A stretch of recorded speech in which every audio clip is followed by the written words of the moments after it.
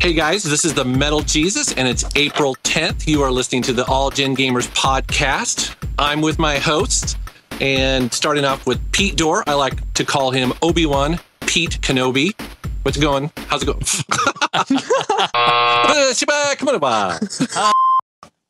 That's what I would love. You can edit that shit. Oh, no, it's all staying in. Popping that Jesus cherry over there. I love it. I just love it. You know, welcome to the family, brother. Oh my God. You know what? Amazing. Gamester's fucking awesome at this. Of course, he's been doing 80 of these or something like that. All you guys have been. Okay, I'll try. Don't forget the episode number. Oh, fuck. Oh, yeah. Kick him while he's down. Hold on. I think you're doing great. Thank you. And then afterwards, episode 889. Yeah. From from a fucking Android phone or something. 889. 89. R2D2 shit. Yeah. I am going to call you Obi-Wan Pete Kenobi. Who the fuck is calling me? Hold on. Sorry. Guys, I gotta take this. Give me 2 seconds, okay? You got it. Sorry, I'm sorry. Hold on. I love my editing life. Be right back. I'm going to get a fucking drink, a real stiff one. Woo. Yeah, I don't know how you guys do this like every week. Sorry about that, guys. Go ahead. No worries. Actually, Pete is getting something to drink, right? Yeah. Cool. All right, so I'm going to do the intro one more time. We'll give it a shot here. All Ready? Episode number? 89.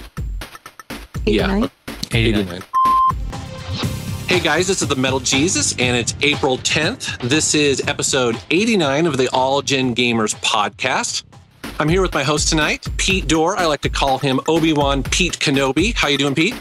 I am doing swell. Excellent. And we have Gamester81, the guy who is trying to collect probably every console known to man.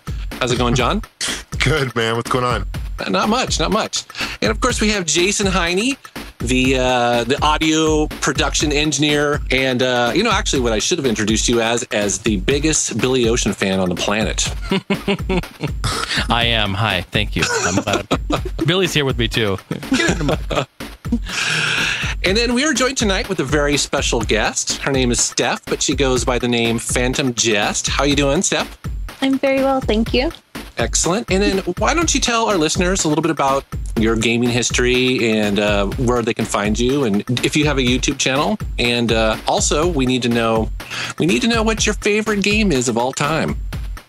Oh, that's hard. My gaming history. I've been playing games since I was 3, starting on the Atari 2600, and pretty much have dabbled into every main system out since then. I don't really have a YouTube channel, but I lurk on the forums, and I always try to catch your guys' live streams, and I like to support the video game community as a whole. As for my favorite game, I guess for like old school, it'll have to be Galaga. And then I have a soft spot for Legend of Zelda Ocarina of Time. That was like the first epic video game that I beat on my own without the guidebook. So Nice. Good choices. it took over a month to beat it. Yeah, very rewarding though at the end of that. Yeah, I Sure. loved it. Yeah. Especially if that was your first one to ever do kind of on your own. Yeah. Definitely. Steph, what about Galaga really? What intrigues you about the game? I just love that game. I don't know why. I like the old school, I guess, shooter type games. And I always find those that cabinet in the arcade, so I tend to spend a lot of quarters on that. Now, you used to have an Atari 2600. One of my favorite shooters of all time was Demon Attack on that. Did you play that? No, I was 3, so I don't remember all the game names. Oh. It was my uncle's Atari, so I used to play it all the time. Yeah. I remember playing Asteroids and Space Invaders the most. Classics. Awesome. Yeah. Those are actually pretty decent ports for the 2600. Surprisingly, unlike Pac-Man, which was terrible. Oh God, that game was terrible. Yeah. I remember when Pac-Man first came out, and I think I was like in the 4th grade, and I remember it was definitely one of the games where I was just like, man, the Atari sucks, like for that sort of stuff. I didn't know that until that game came out. It was such a disappointment. I remember when that came out as well, and it was either You know, I think at the time it was like you could mail order to get it, and that was a huge deal. Huge deal. What are you gonna do? Mail order and get a game in? You know, like now we just buy it and it ships to your door, but back then it was a huge thing. Like my dad took the day off of work. You know, we like waited for the UPS truck to show up. But I remember actually we went to Sears and we bought that game, Pac-Man, and I think it was like what, $40 or $50. Something like that. I mean, what do they retail? I don't remember. I just know they were super expensive. And my God, that game was horrible. And the funny thing is that the Atari is actually capable of doing it well. Like if you play Miss Pac-Man on the Atari 2600, it's a decent port. Fantastic. Yeah. And so is, I think it's a little bit more, it's a little more current game, and it's the Pac-Man Junior. Yeah, Pac-Man Junior. That's a fantastic game on the Atari. So the Atari's capable of doing it, but I think at that time they were just pumping out crap sometimes, you know? You know, Mel Jesus, when I was at the Classic Gaming Expo a couple years back in Vegas, they have a whole bunch of, this one booth had a whole bunch of Atari games that were never released as far as ROMs. So they had a whole bunch of homebrew. And one of them was Super Pac-Man for the Atari 2600. And I bought that. It's a great port. Huh. Yeah, Wow, but it was never officially released for the system. But the graphics are really decent, really good game.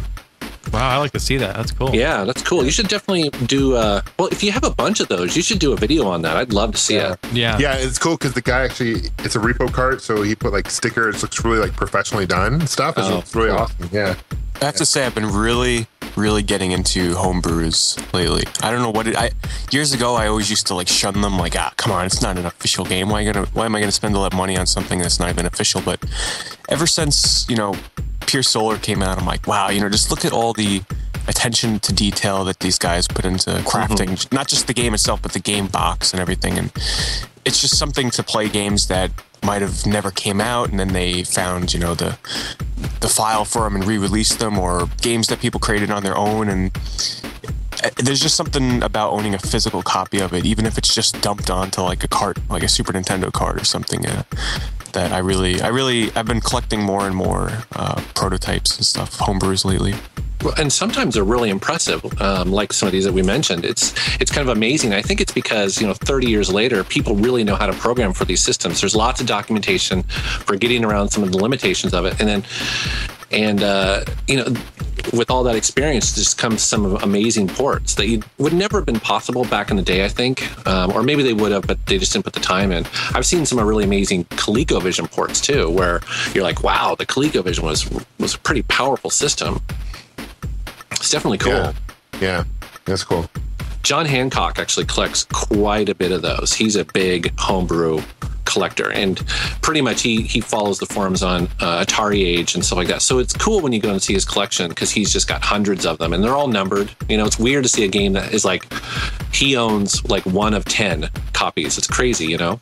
Yeah, and it's not like these things aren't worth anything because they're just homebrews. Homebrews get insane amounts of money on eBay when they pop. Like, I've seen some Vectrex like homebrews and stuff go up out there, and I'm talking like hundreds of dollars for a Vectrex homebrew.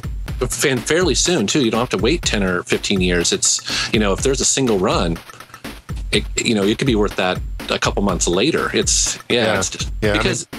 Yeah. I was just going to say, because some collectors, again, like John, who is a completist, he wants every game for a system. And when a homebrew comes out, he'll pay whatever he needs to pay, you know? Sure. Yeah, I was fortunate enough to get that Halo 2600 first run at Classic Gaming Expo when I was there. And that thing goes for a lot of money. It goes so limited in the production. But I'm kind of excited. I know, Jason Heine, you're heading up there with me too this year. Yeah, definitely. So that would be good times, man. I'm looking forward to it. Didn't have it last year, unfortunately, but yeah, it was good. It's fun. Very cool. Now, you guys just got back from PAX, correct? Yeah. PAX speaking of conventions. So, yeah, Stephanie was there too, and Pete and I were there, yeah. Awesome. So you gotta tell us all about it. I'd love to hear what you guys thought. It's terrible. Fucking sucks. Yeah. I wouldn't have even gone. That's why I never went. No, it was awesome, man. Well, you know, one of the interesting things is that I remember you mentioned this, I think last week, you're kind of curious about E3 and comparing E3. And so out of curiosity today, I was looking up the attendance for last year's E3. And it's only 45,000 people go to that, where PAX is double that, or almost double that, isn't it? Yeah, it was. They're expecting about 80 to 85,000 people this weekend. Make sure to follow us, the All Gen Gamers podcast, on Facebook and Twitter. Subscribe to us on YouTube and in iTunes. And don't forget about those iTunes ratings, guys. We appreciate those. And for all other info, links, and our forum, please visit www.allgengamers.com.